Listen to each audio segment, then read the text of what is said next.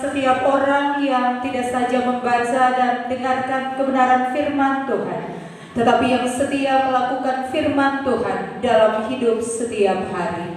Haleluya.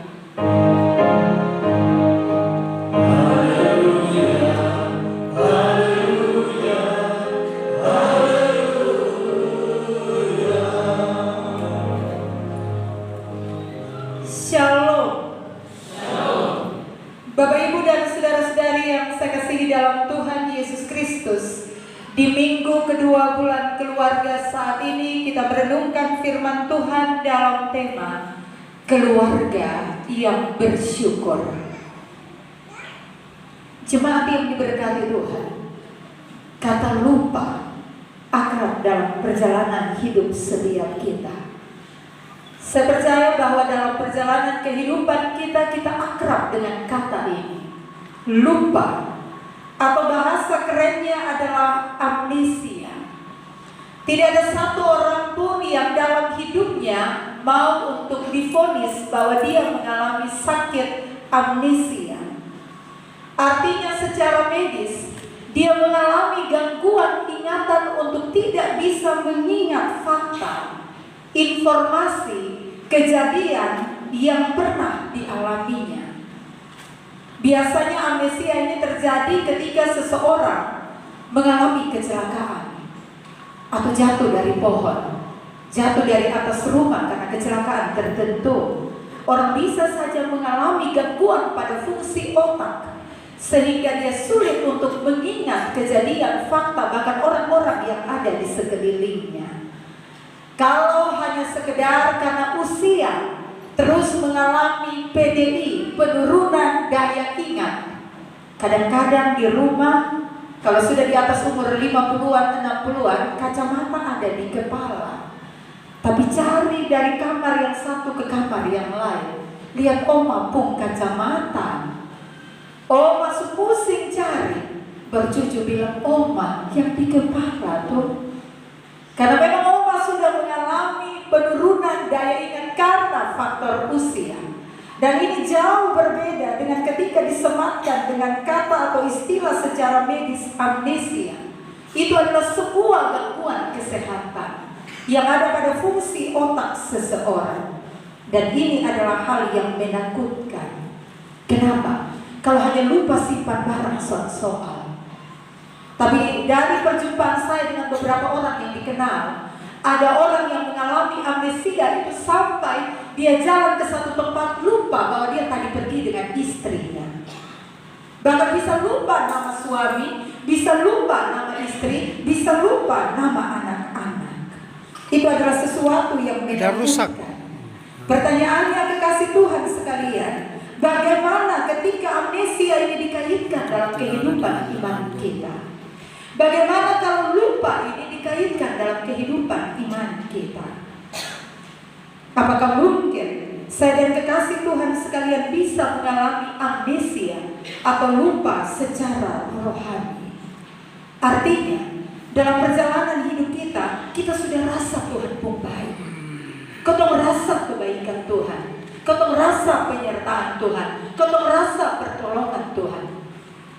Tapi kita lupa. Kita lupa untuk bersyukur. Kita lupa untuk mengingat kebaikannya. Lebih tepatnya, kita lupa campur tangan dan penyertaan Tuhan dalam hidup kita. Barangkali kita begitu, kekasih Tuhan sekalian. Malam mau tidur, minta Tuhan jaga kita. Tapi bangun pagi kita tidak lagi bersyukur. Terima kasih Tuhan, sudah kawal kami, sudah lindungi kami, sudah jaga kami sepanjang malam. Dengan gampang, kita mudah sekali melupakan kemurahan dan kebaikan Tuhan di hidup kita. Tidak sadarkah kita bahwa amnesia rohani bisa menggerogoti iman orang-orang percaya? Dan ini adalah sebuah fakta hidup yang jujur sangat menyakitkan. Di kenyataan, banyak sekali orang Kristen yang mengalami amnesia rohani sampai di masa kini. Apa buktinya? Di hari ini kita bisa lihat ciri-ciri orang yang mengalami amnesia rohani. Ciri-ciri orang yang lupa Tuhan dalam perjalanan hidupnya. Dia lupa kebaikan Tuhan. Dia lupa jam-jam ibadah di gereja. Dia lupa untuk berdoa. Dia lupa untuk bersyukur dan berterima kasih atas berkat-berkat Tuhan. Kalau saya dan kekasih Tuhan masuk dalam kelompok ciri yang tadi saya sebutkan, kita ada dalam sakit amnesia rohani. Ketong gampang lupa Tuhan baik. Karena hati dan pikiran kita hanya tertuju pada perkara duniawi. Ketong lupa bahwa ada satu pribadi yang mengatur hidup kita, mengontrol hidup kita, mengendalikan perjalanan hidup kita. Karena itu di minggu kedua bulan keluarga saat ini, kita diingatkan untuk mengingat kebaikan Tuhan. Seperti yang dituliskan dalam Injil Lukas pasal 17 ayat 11 hingga ayat yang ke-19. Kisah yang tidak asing lagi bagi setiap kita. Terkadang kekasih Tuhan sekalian, di kenyataan ketika masalah ada, pergumulan berat ada, sakit berat menimpa kita, biasanya ketong cepat-cepat cari Tuhan. Biasanya kalau ada dalam pergumulan yang hebat, ketong rajin sekali ibadah. Biasanya kalau ketong ada dalam pergumulan kesakitan yang hebat, ketong gampang sekali untuk tunduk dan berdoa kepada Tuhan. Ketong tidak henti-hentinya berdoa. Ketong tidak putus-putusnya bergumul, bahkan berpuasa. Sambil kita berharap agar Tuhan melepaskan beban itu dan memberikan jalan keluar bagi setiap kita. Tapi apa yang terjadi ketika Tuhan jawab doa kita, ketika Tuhan tolong kita, ketika Tuhan lakukan banyak kebaikan di hidup kita, kita dengan gampang lupa Tuhan baik. Ini mengingatkan kita pada kisah 10 orang kusta yang disembuhkan oleh Tuhan Yesus dari sakit kusta yang dicatatkan dalam bacaan kita hari ini. Ketika Yesus menyusuri perbatasan antara Samaria dan Galilea, Yesus masuk ke satu desa. Dan ketika Yesus akan memasuki desa tersebut, ada 10 orang kusta yang berdiri dari jauh, karena mereka tidak boleh dekat-dekat orang sehat. Mereka berdiri dari jauh dan 10 orang kusta ini meminta belas kasihan Tuhan, memohon kepada Yesus agar mereka disembuhkan, agar mereka ditahirkan. Singkat cerita, dari antara 10 orang tersebut yang kemudian disembuhkan oleh Yesus, berapa yang ingat dan berterima kasih kepada Yesus? 10 orang berteriak minta tolong. 10 orang dijawab doanya dan disembuhkan. Tapi berapa yang ingat Tuhan baik? 1 orang sah. Hanya 1 orang yang datang kembali kepada Yesus, tersungkur, memuliakan nama Tuhan, mengucapkan terima kasih dan memuliakan nama Tuhan yang sudah memberikan kesembuhan. Dan orang itu adalah seorang asing, seorang pendosa, seorang yang dicap sebagai orang yang najis karena dia seorang Samaria. Ayat 17, Tuhan Yesus menjawab, bukankah tadi 10 orang telah menjadi tahir atau sembuh? Di mana yang 9 itu? Di mana yang 9 itu? Tidak adakah di antara mereka yang kembali memuliakan Allah selain daripada dia, orang asing ini? Kekasih Tuhan sekalian, Tuhan tanya di mana yang 9? Karena semua mengalami mujizat yang sama. Dan ketika Tuhan Yesus bertanya pertanyaan di ayat yang ke-17, kasih ingat saya, kasih ingat Bapak Mama dan kekasih Tuhan sekalian, kalau Tuhan sudah memberikan banyak hal bagi kita, di manakah 9 orang itu?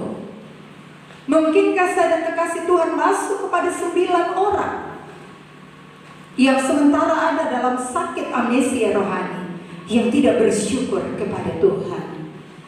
Di minggu kedua ini, apa yang dapat kita teladani dari bacaan ini?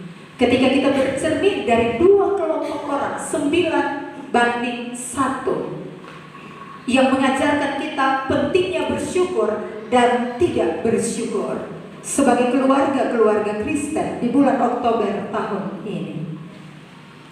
Jemaat yang diberkati Tuhan, dalam penderitaanmu yang berat, cari Tuhan, dekat dengan Tuhan, berseru kepada Tuhan. Saya percaya bahwa dalam perjalanan kehidupan kita punya Tuhan yang mengerti dengan beban-beban hidup kita. Saya punya beban, Bapak, Mama, Kakak, adik majelis punya beban, jemaat Tuhan punya beban. Bisa saja hari ini beban-beban itu sangat-sangat berat. Walaupun kita tidak bicara banyak tentang penderitaan kita yang sangat berat, tapi Tuhan tahu derita kita. Tuhan mengerti apa yang menjadi perasaan-perasaan ketidaknyamanan dan penderitaan di dalam pergumulan-pergumulan hidup kita. Lihat kisah ini. Ketika Yesus memasuki tempat itu, rupanya 10 orang kusta ini secara otomatis sudah dengar nama Yesus. Karena waktu itu nama Yesus itu nama yang cukup viral. Karena dia ada di mana tempat pun pasti mendatangkan kebaikan, mendatangkan mujizat bagi orang-orang yang ditemui. Karena itu ketika mereka mendengar siapa Yesus yang mampu melakukan berbagai mujizat, mereka pergi cari dekat dengan Yesus sambil mereka berteriak, sekiranya mungkin Tuhan mendengarkan seruan mereka dan menyembuhkan sakit kusta. Dikisahkan dalam bagian ini, 10 orang tersebut tinggal berdiri agak jauh karena orang yang sakit kusta tidak diizinkan dekat dengan siapapun. Mari kita lihat konteks ini. Di saat mereka berteriak, Yesus, Guru, kasihanilah kami. Saya yakin kalau mereka berdiri jauh, mereka tidak omong bilang, Yesus, Guru, kasihanilah kami. Tidak, itu kalau badeka bisa berbisik. Tapi ini Yesus jauh dari mereka. Secara lingkungan masyarakat, yang sakit kusta tidak boleh badekan dengan orang yang tidak sakit kusta. Tidak dituliskan berapa meter jarak jauh mereka, tapi yang pasti mereka berteriak.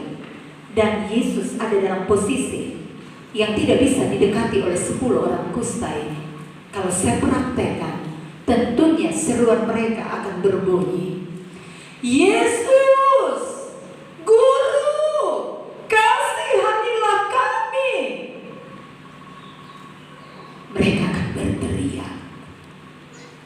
Mereka akan memohon belas kasihan seperti yang tertera di ayat yang ke-13. Mereka tidak berseru, Yesus sembuhkan kami. Tapi yang mereka minta, Yesus kasihanilah kami. Kenapa? Belas kasihan itu penting sebelum bertindak. Kalau ketong kasihan dengan seseorang, ketong akan bertindak menolong dia. Tapi kalau tidak ada lagi rasa kasihan di hati kita tidak akan peduli dengan penderitaan orang lain. Mau mati, mati pi. Mau sakit, sakit pi. Mau menangis, menangis pi. Mau susah, susah pi. Karena ketong tidak punya hati berbelas kasih. Yesus, Guru, kasihanilah kami, 4 kata. Teriakan mereka hanya 4 kata, tapi penderitaan mereka sangat hebat. Mereka sepertinya kehabisan kata-kata untuk mengungkapkan penderitaan sakit kusta yang mereka alami. Kenapa, kekasih Tuhan sekalian? Sesungguhnya penyakit kusta itu membuat orang dalam tradisi Yahudi mengalami hidup yang terasing. Mereka menderita. Mereka tidak tinggal serumah dengan keluarga mereka. Mereka jauh dari keluarga dan kerabat, dianggap pendosa atau najis, sehingga mereka harus disendirikan, sehingga tidak membuat orang bisa tertular sakit mereka. Dan sudah tentu mereka akan ada dalam depresi, tekanan mental dan jiwa. Kekasih Tuhan, kalau ketong sakit, yang ketong harap itu keluarga dekat ada dengan kita. Orang lain datang urus ketong sama. Sonde sama dengan ketika keluarga dekat yang urus ketong. Karena sakit, sedih, susah hati. Saya membayangkan 10 orang kusta ini mengalaminya. Mereka sakit tapi mereka tidak bisa diurus oleh keluarga mereka.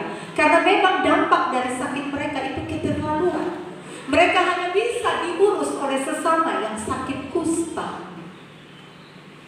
Di luar itu, mereka tidak bisa berharap lebih. Saya bayangkan mereka ada dalam tekanan mental, jiwa, penderitaan yang hebat. Sekilas, apa itu sakit kusta? Sakit kusta itu kalau kita lihat dari penderitaan fisik secara medis, sakit itu yang mengakibatkan bagian kulit itu ada semacam putih-putih, bisa luka sedikit, kemudian potongan tangan, jari, kaki itu bisa terlepas dengan sendirinya. Kalau di TTS itu di Nule ada tempat untuk tinggal orang kusta di Soe, di Nule. Itu ada satu tempat. Mereka disendirikan di situ, tapi sudah ada perawat yang menangani mereka. Dan kekasih Tuhan sekalian, mereka ada dalam penderitaan fisik. Bayangkan anggota tubuh mereka menjadi lepas sendiri. Penderitaan batin dikucilkan, dianggap tidak berguna, dianggap masyarakat sebagai kelas buangan. Bahkan yang lebih parah, kekasih Tuhan, mereka terisolasi dalam hubungan dengan masyarakat, tertutup aksesnya. Dan untuk kehidupan rohani, mereka tidak diizinkan ada di bait suci. Kekasih Tuhan sekalian, di zaman itu orang kusta tidak bisa ada di bait suci. Dilarang keras. Hanya orang-orang sehat, yang sakit, yang masih bisa ditoleransi, yang bisa diizinkan untuk ikut ibadah di bait suci. Dan ini sangat-sangat menyedihkan. Dan pada masa itu, sakit kusta adalah sebuah kenajisan. Mereka dikucilkan, dan di masa itu belum ada obat. Sekarang sudah bisa, tapi di masa itu penderitanya tidak bisa sembuh. Akibatnya, mereka dijauhkan dari pergaulan umum. Dan karena itu, ketika mereka ada dalam derita yang sangat hebat, mereka rindu, Tuhan, kalau boleh kami sembuh. Penderitaan kami ini sangat berat. Kami rindu berkumpul dengan keluarga kami. Kami rindu ikut ibadah di bait suci. Kami rindu ada dalam interaksi dengan orang lain di masyarakat. Yesus, kasihani dan sembuhkanlah kami. Karena itu dalam kesakitan mereka mencari Yesus. Mereka berseru kepada Yesus. Mereka berteriak minta tolong kepada Yesus. Kenapa? Karena mereka butuh kesembuhan. Apa arti bagian ini bagi kita? Jemaat yang diberkati Tuhan, derita saya dan kekasih Tuhan dengan 10 orang kusta yang dicatatkan hari ini mungkin berbeda. Kita tidak mengalami penderitaan sakit kusta seperti yang dicatatkan, tapi bisa jadi saya dan saudara memiliki penderitaan dalam jenis sakit kusta yang lain. Penderitaan secara ekonomi, penderitaan untuk melihat masa depan yang cemerlang, penderitaan karena kesakitan yang dialami bertahun-tahun, penderitaan karena konflik dalam keluarga yang tiada berakhir, penderitaan yang hebat karena berbagai hal yang merasuki kehidupan dunia kerja kita. Kita bisa menangis di depan orang, kita bisa tertawa, tapi di kaki Tuhan dalam doa-doa kita sementara berteriak minta tolong. Yesus Guru, kasihanilah kami. Apa artinya? Dalam beratnya penderitaan hidup kita, datang dan berjumpa dengan Yesus. Sampaikan seruan kita minta tolong. Karena hanya Tuhan Yesus yang sanggup menyembuhkan. Kekasih Tuhan, seruan kita naikkan dalam doa-doa kita. Itulah sebabnya kalau ada pergumulan, jemaat akan bilang, Mama Pendeta doa untuk beta. Mama Pendeta mari berseru dan minta tolong di Tuhan. Tapi memang di hidup ini terlalu berat. Kita mesti berseru kepada Tuhan. Karena memang hanya Tuhan yang sanggup menyembuhkan dan memulihkan hidup kita dari penderitaan yang hebat. Amin. Ketemu dengan kuasa apapun tidak sanggup memulihkan keadaan kita sendiri. Hanya bersama Tuhan. Karena Dia sanggup mengeluarkan kita dari derita sakit-sakit kusta dalam jenis yang berbeda dalam perjalanan hidup kita. Kekasih Tuhan sekalian, menarik dari bagian ini kita akan menemukan di ayat 14 hal berharga yang Tuhan sampaikan bagi kita. Taat lakukan perintah Tuhan, sembuh pasti jadi bagianmu. Taat itu artinya ikut maunya Tuhan, ikut kehendak Tuhan. Dan perikop ini menceritakan bahwa ketika mereka berseru, apakah hati Yesus membantu dan tidak menyembuhkan? Tidak. Hati Yesus itu tidak sama dengan ketong hati manusia yang lihat derita orang itu bantu. Tidak peduli. Kalau hati Yesus lihat penderitaan orang, hatinya tergerak oleh belas kasihan. Tanpa banyak bicara, hanya satu kalimat di ayat 14 yang Tuhan Yesus sampaikan. Pergilah, perlihatkanlah dirimu kepada imam-imam. Di sini tampak aneh. Kenapa Tuhan Yesus tidak bilang, sembuhlah engkau? Kenapa Tuhan Yesus harus bilang, pergilah, perlihatkanlah dirimu kepada imam-imam? Karena memang dalam tradisi Yahudi, menganggap sakit kusta itu hukuman atas dosa. Jadi kalau orang sakit kusta, itu akibat dosanya. Itu akibat dia jauh dari Tuhan. Itu akibat dari dia tidak ingat apa yang menjadi kehendak Tuhan untuk dilakukan. Yesus tidak langsung menyembuhkan mereka, tapi Yesus lebih dulu menguji ketaatan mereka. Perintahkan mereka pergi menemui imam-imam. Pertanyaannya, kenapa Tuhan Yesus minta mereka ketemu imam-imam? Kenapa tidak langsung sembuhkan saja? Jawabannya dalam tradisi Israel, dalam Imamat pasal 14 ayat 1 sampai 32. Mereka harus kepada imam, karena hanya para imam yang berhak menyatakan bahwa seseorang yang sakit kusta itu sudah tahir atau sembuh. Masyarakat biasa tidak berhak untuk menyatakan bahwa dia sudah sembuh dari sakit kusta. Tidak bisa.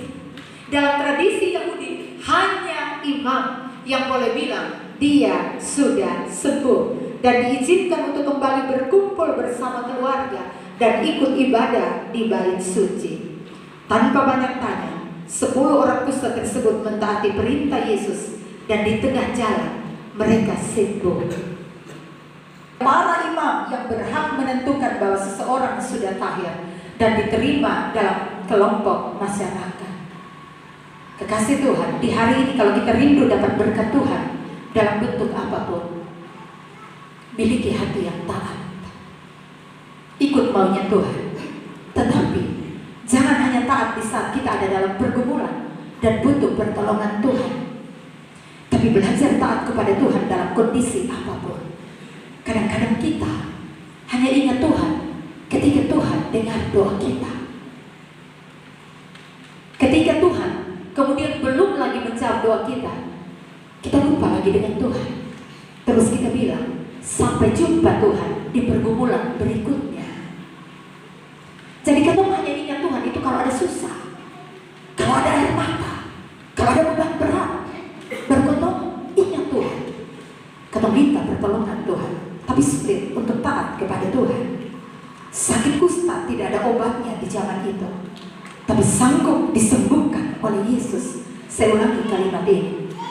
Di zaman itu obat kusta belum ada. Sampai doa pun mereka akan mati dalam kesakitan mereka. Tapi Yesus melihat ketaatan mereka dan menyembuhkan mereka. Ajaib Tuhan yang menyembuhkan dan memulihkan. Pertanyaannya, maukah hidup saya dan saudara pulih dan sembuh? Taat. Ingat Tuhan, lakukan kehendak Tuhan, ikut maunya Tuhan. Di tempat kerja, di rumah, di sawah, dimanapun, ayo taat, lakukan kehendak Tuhan. Tuhan sanggup menjawab pergumulan kita. ayat 15 dan 16. Bersyukur untuk tiap kebaikan Tuhan yang dialami. Itu kata kunci dalam tema minggu ini. Jangan lupa bersyukur. Jangan amnesia dengan kebaikan Tuhan. Bang Mama, omong puji Tuhan itu gampang kok susah. Gampang, tapi banyak kali ketong susah untuk ngomong. Terima kasih Tuhan, hanya 3 kata. Tapi itu kadang susah untuk ketong bilang di Tuhan. Susah dan berat sekali. Ternyata tidak mudah bersyukur. Ternyata tidak gampang untuk mengingat kebaikan Tuhan. Karena ternyata setelah sembuh, reaksi 10 orang ini tidak sama. Yang kembali hanya satu, tersungkur di kaki Yesus, mengucapkan rasa syukur. Dan dia adalah seorang Samaria. Banyak kali dalam perjalanan hidup kita, berkat kita minta, ketong dapat, tapi Tuhan sumber berkat ketong lupa. Lupa bersyukur, lupa untuk memuji nama Tuhan. Minta berkat. Banyak kali ketong ada di kotak hijau dan merah. Minta berkat, doa tidak putus-putus di Tuhan. Berdoa dengan air mata, bergumul berhari-hari. Sudah dapat berkat. Kotak ketiga ketong selalu melakukan. Ketong stop hanya di kotak pertama, minta dan terima. Habis itu ketong lupa untuk bersyukur kepada Tuhan. Kekasih Tuhan sekalian, kalau kita sebagai orang beriman yang rasa kebaikan Tuhan, minta berkat, dapat berkat, ingat, terima kasih Tuhan. Bisa kok. Kadang tidak segampang yang diucapkan. Kita bagaikan kacang lupa pada kulitnya. Istilah, ketika Tuhan sudah kasih berhasil, kebaikan, kasih. Ketong lupa siapa di balik itu yang menganugerahkan kasih, kebaikan, dan keberhasilan. Kacang lupa kulitnya. Ini cocok disematkan pada orang yang tidak tahu berterima kasih. Itu kacang lupa kulit. 9 orang ini adalah kacang lupa kulit. Mereka sudah disembuhkan, tapi tidak mengucap syukur atas kesembuhan yang mereka alami. Justru di antara 10 orang, hanya 1 orang yang kembali memuliakan Tuhan, yakni seorang Samaria. Seorang dari mereka, kan mereka sudah sampai tengah jalan. Tengah jalan tiba-tiba mereka semua sembuh, tapi hanya 1 yang ingat pulang kembali cari Yesus. Tersungkur di kakinya dan membilang syukur dan terima kasih. Kekasih Tuhan, artinya ada banyak orang yang dapat berkat Tuhan, tapi sedikit yang bersyukur.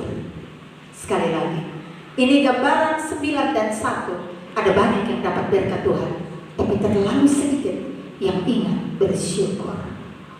Ada 9 orang Yahudi yang disembuhkan, tapi mereka tidak tahu bersyukur. Justru 1 orang asing, yakni seorang Samaria yang bersyukur. Kenapa disebutkan orang asing?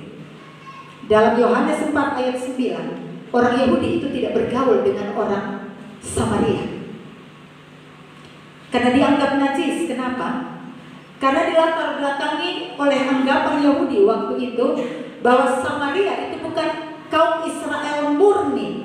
Karena sejak kerajaan Israel terpecah menjadi 2, Israel Utara dan Israel Selatan, Israel Utara yang beribu kotakan Samaria dan Selatan beribu kotakan Yerusalem, itu mereka terjadi kawin campur.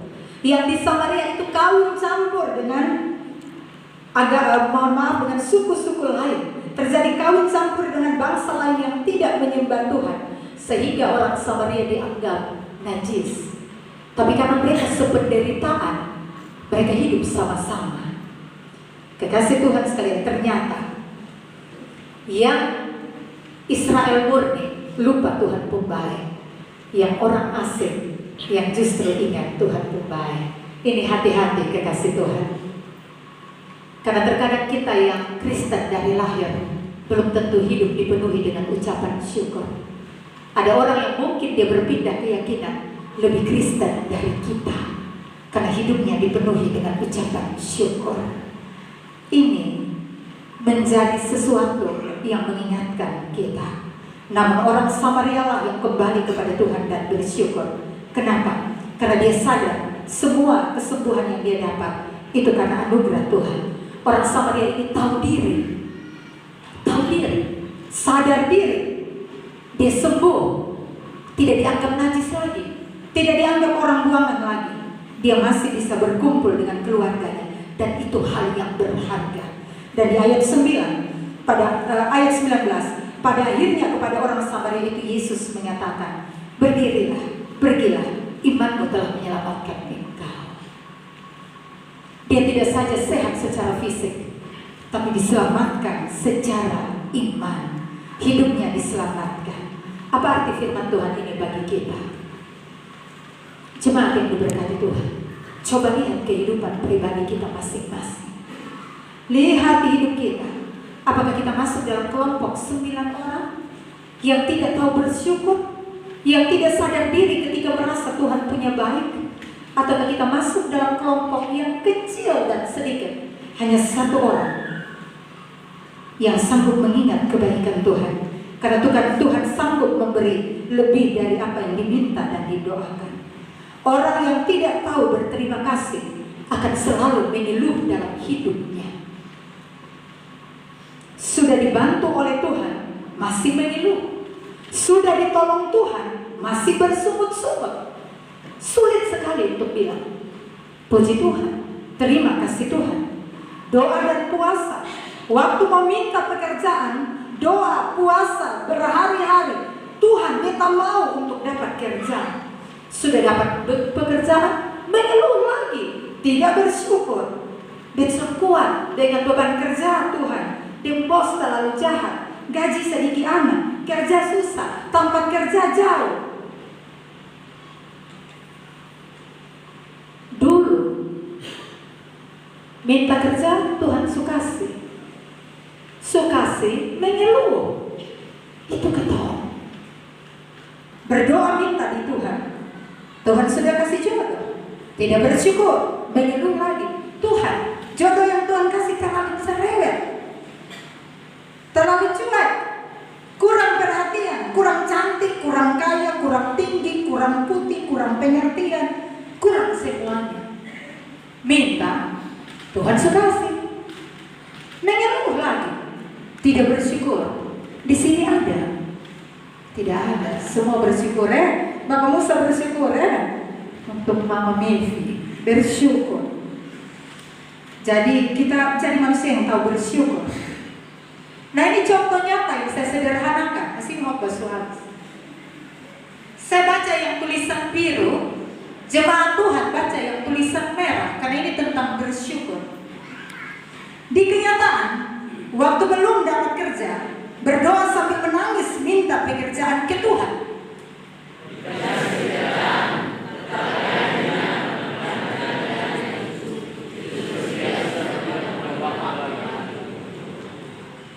Orang berdoa, bergumul, minta pasangan hidup, minta jodoh.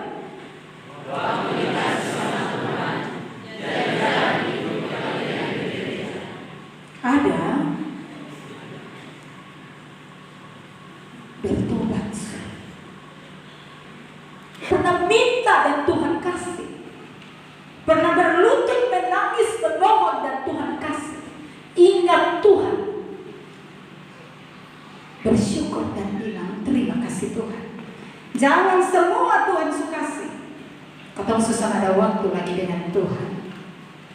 Syukuri semua yang Tuhan beri di hidup kita. Apapun itu. Ajar anak-anak kita bersyukur. Ajar suami kita bersyukur. Ajar istri kita bersyukur. Dan ojo dibandingkan. Jangan banding-bandingkan hidup kita dengan orang lain. Karena tiap orang dengan berkatnya sendiri-sendiri. Amin. Jadilah keluarga yang bersyukur ketika alami kebaikan Tuhan. Pakai mulut ini untuk bilang terima kasih Tuhan. Pakai hati yang tulus untuk katakan syukur bagimu Tuhan. Tiada henti, tersungkur. Muliakan Tuhan seumur hidup kita. Hati Tuhan pasti tersentuh pasti tergerak dengan orang-orang yang mengucap syukur.